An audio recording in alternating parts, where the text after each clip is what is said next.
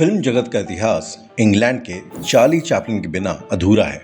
उसी तरह कला जगत अधूरा है स्पेन के पाब्लो पिकासो के बिना। इन दोनों की ही तरह कई और किरदार हैं जिन्होंने विश्व पटल पर यूरोपीय संस्कृति को लोकप्रिय बनाया है। लेकिन क्या आप जानते हैं, यूरोप की इस लोकप्रियता की जड़ें जुड़ी हैं भारत की पावन मिट्टी से। ये कहानी है भारत माँ की बिछड़ी हुई संतानों की। ये कहानी है रोमा समुदाय की।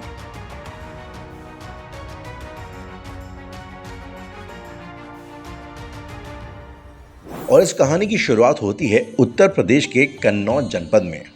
कन्नौज भूमि राजा हर्षवर्धन की, एक ऐसी नगरी जिसका विस्तृत वर्णन ह्यूएन-सांग जैसे यात्रियों ने अपनी यात्रा वृतांत में लिखा है। और फिर 11वीं शताब्दी में भारत पर महमूद गजनवी का कहर बरपा।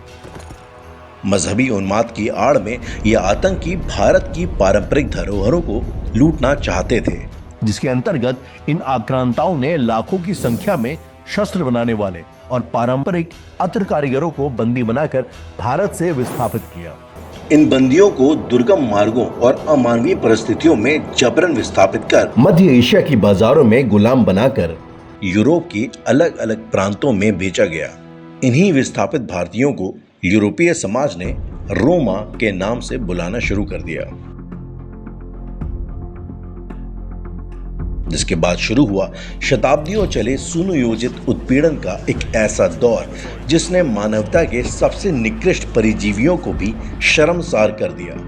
भारत की इन बिछड़ी हुई संतानों के साथ सबसे बड़ा अन्याय किया इतिहास ने, इनके उत्पीड़न को नजरअंदाज करके। लेकिन पीढ़ियों चले इस शोषण का प्रतिशोध रोमा समुदाय ने जिहाद करके नहीं, बल्कि कला के माध्यम से अपनी भावनाएं व्यक्त करके किया और जिंदा रखा अपनी भारतीय मूल्यों और संस्कृति को।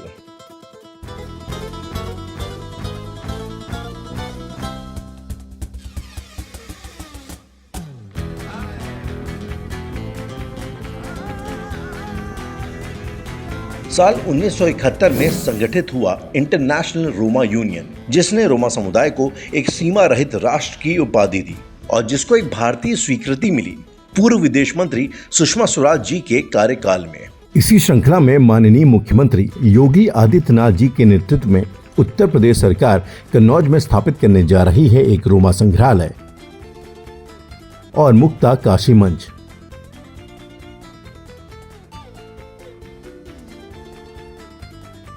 जहां आम जनमानस को देखने मिलेंगी रोमा समुदाय की सांस्कृतिक झलकियां।